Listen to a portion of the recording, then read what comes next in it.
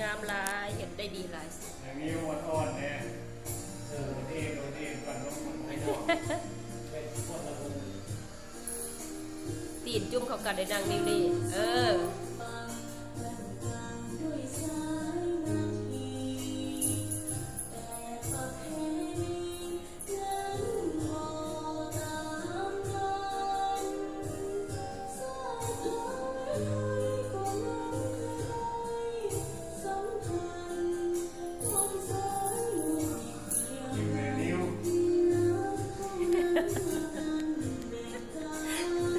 ป่านเด็กน้อยมาฟ้อนเนาะค่อยละหัว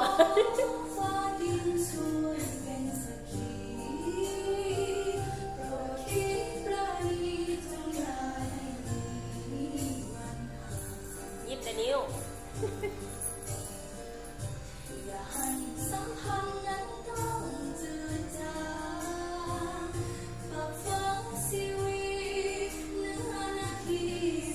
บวนเด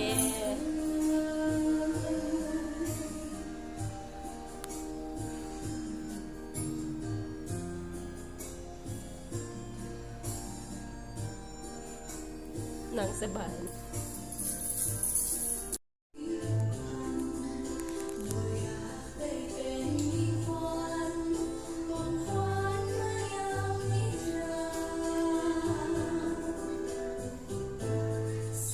ยิ้มได้ด้วยนางเด้อ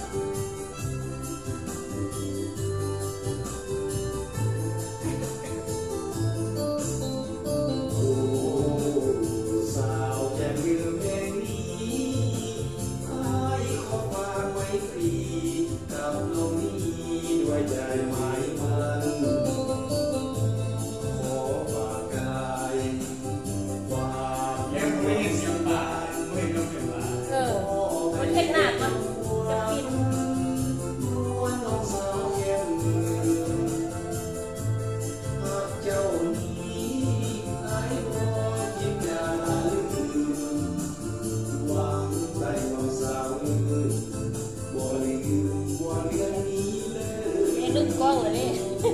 ลึกกล้องเลย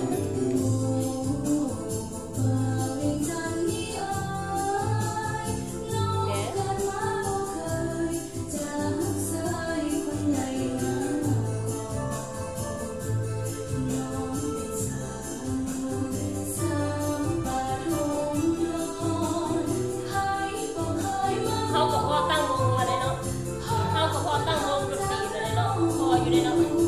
จะคล้องส่งตัวนี้ไอเย็นตัวส่งเขากับห้องเขา